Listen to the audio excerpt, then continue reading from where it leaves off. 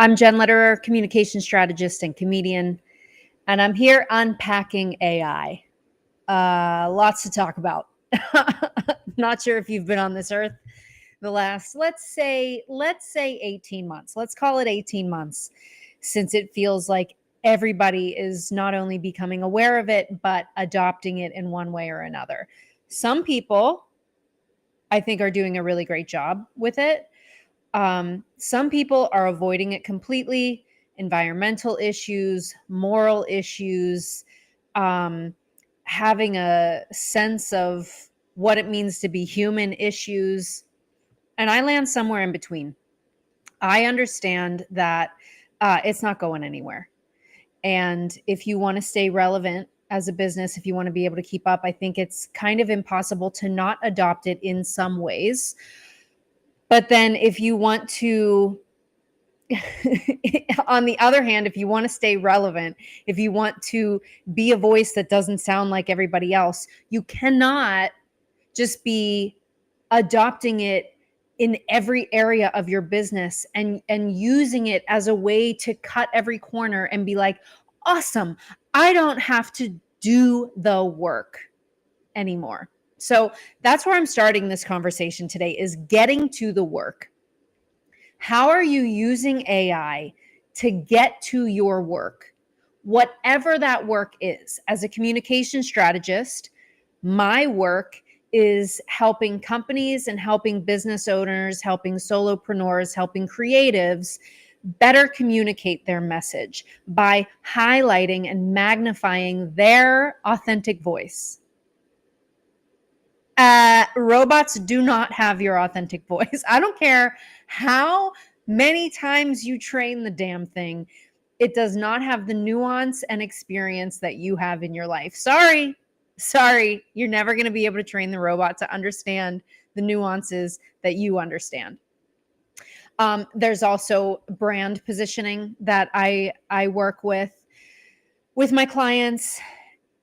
And I have found a way that AI helps me get to that work more efficiently, to mine the brand, the company, the person for the stories, to better understand, okay, what perspective is this person coming from? And then how do we magnify it?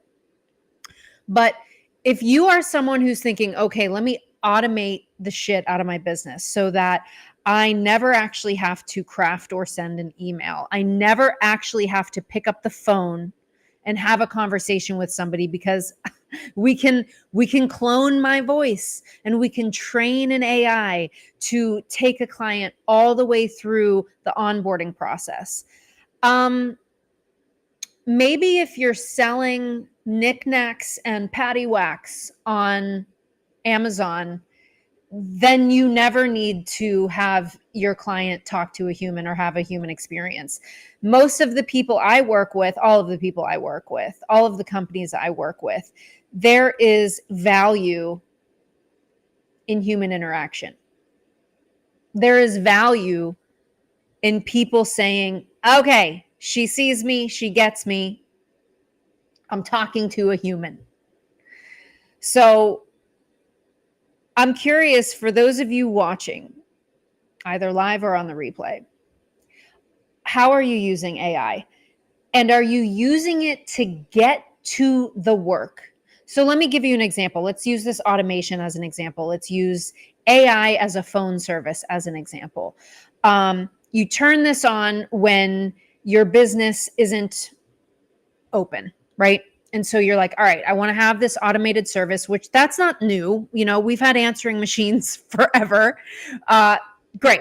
So you have this AI service who's answering the phones when you can't, whether it's after office hours or you're in meetings or whatever. There is a difference between having that AI capture the call, maybe categorize it in some way, if it's a current client, if it's a potential client, if it was spam. It categorizes it, maybe even drafts an email that then you step in, right? And if it's not you, it's your assistant, it's the front desk person, it's a person who then takes into context what was said, what really is happening in that person's day, in their request, and then you step in and respond. There is a significant difference in the user experience, in the experience that you're creating for your client, if you let the automation bring you up to where does the human connection start to matter for your brand. And maybe you're saying, Jen, it doesn't matter. Okay, great. You're not going to like this series. You're not going to like these conversations that I'm having. But it matters in my world, and it matters in the world of most of my clients. For me, if I just put everything into ChatGPT and said, okay, hold on, my dog needs to come up onto my lap. He needs to be part of this conversation. He understands. No, hold on. Not everything can and should be automated. Meet Ollie, everyone. Thanks so much for being here. If I brought my clients into complete automation, they would sound like everybody else. If I did not use my perspective on communication, my take on brand positioning, my ability to connect the dots of somebody's past experience, current experience, what I know an authentic voice can really be on stage, online, in presentations, in a conference room, in meetings, then it really is just like everyone's walking around sounding and looking like a template. And also, you risk looking like a moron. If you are so far away from your work that you never step in and say, does this make sense? There's all of these like automate your pitching to be featured on podcasts. Well, guess what? That machine doesn't understand that not all podcasts have guests. And now you're an idiot because you are pitching to shows that don't even have guests on the show. And from the podcast producers or podcast host point of view, there's this beautiful email, right, that's written about how much of a fan you are of the show and how much you can't wait to bring your message to their audience because you just know it's such a perfect fit. You look like an idiot. And I can see you. I can see the way that you are using AI to be inauthentic. And the bigger irony there is oftentimes you're trying to bring a message of authenticity to the podcast, to the world.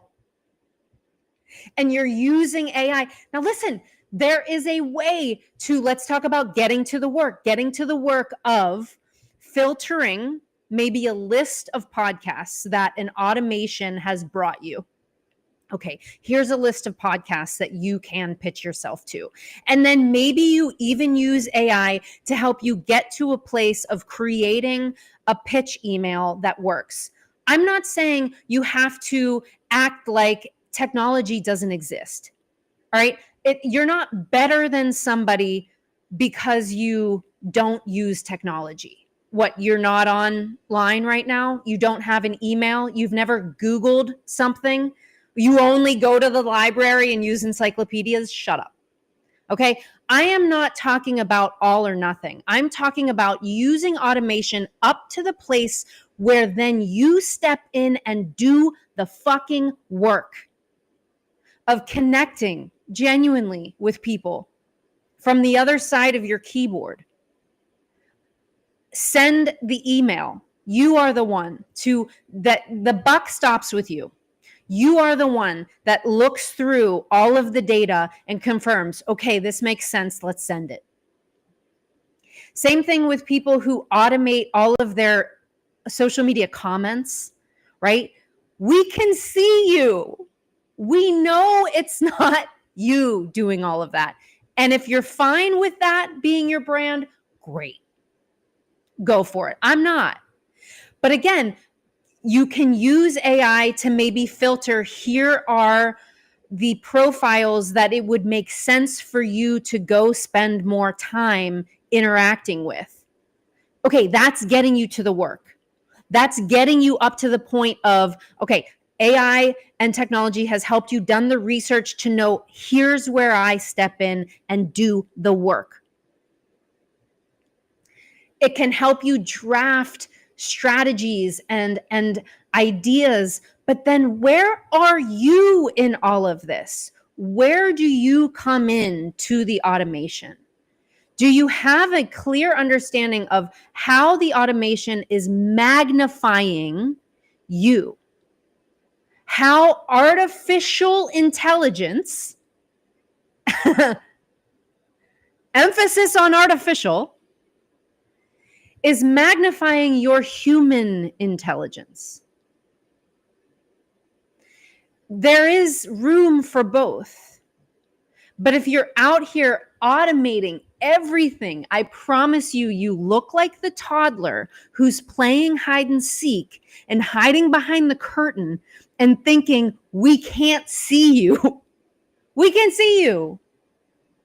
When you're copy and pasting, everything that AI spits out, we know what it's formatted like. When there's an emoji at the beginning of every paragraph, we see you. When you are sending pitch emails to platforms that either aren't accepting pitches right now, and if you would have taken 2 seconds to go onto their website, you would have realized that. Or you're sending your pitch to shows or conferences or whatever, where there's something off. You are ruining your brand. And you are skipping the work. So this is my rant for today. How are you using AI to get to the work, to magnify your voice? You know, there are so many ways that I use AI to help me better understand my clients' voice, their experiences, to help me in all the ways that I am really good at connecting the dots. I also understand that I have blind spots. Oh my God, she's not perfect. So I can use AI to help magnify the skills that I already have, but it's not like it can replace me. It can't. It's not better at being human than I am. It's artificial. I'm the real deal. So I'm curious, how are you using AI to get to the work? Not replace everything about your presence in the world. Not replace everything that it takes to come up with and curate original thought through a blog post, a social media post, a video. You know, I had a conversation with somebody yesterday about potentially creating, partnering to create a course. And they were like, yeah, and we can use AI to create videos for you. And I was like, stop. Stop right there. I like getting on video. I sell the idea of the importance of showing up authentically. I don't create video on my behalf, please. Tell me what videos you would need from me. I can get that out to you in 24 hours. It's what I do. So don't hand your power over to the robots just because someone said, well, this is what we're doing now. This is what's possible. Great. Look at what's possible and then ask yourself, how much of this do I need to use to get to the work? Okay, that's it. Tomorrow I'm going to be back at 12 p.m. Eastern, same time, same channel, having another conversation about AI. I would love to hear in the comments how you're using it. Are you where do you land on the spectrum of AI? Are you fully in? Are you indoctrinated at this point? Are you copy pasting the shit out of your life? Are you using it to jumpstart some brainstorms? Are you pulled back completely for environmental reasons, for moral reasons? Where do you land on it? I would love to know, because I'm going to keep having this conversation. You're watching me kind of unpack my take on AI in real time. I have been thinking a lot about this and played with different iterations of how it works and how it doesn't work for me and for my work. And this is one of the core things that I've landed on is I only use it to help me get to the work. And the work for me is communication and creativity and unique thought and, strong perspectives, because that is what positions a brand. And there are ways that the robots can help me and my clients get to those places faster, more efficiently, but I'm not interested in automating myself out of the world.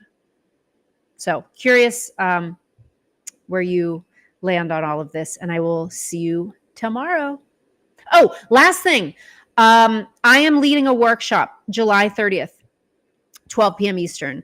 It's called AI for HR. If you want to learn my approach to using AI to better understand yourself and other humans, how we think, how we operate, how we communicate, join me for that. It is really powerful to understand where somebody is, where you are when you're crafting messages, because if you don't understand where people are, the message isn't going to land, no matter how beautifully it's crafted. And if you know anything about my comedian's connection formula, step one of my comedian's connection formula is meet them where they are. You have to meet your audience where they are. Otherwise, nothing's going to land, punchlines included, and that's devastating. All right, see you tomorrow.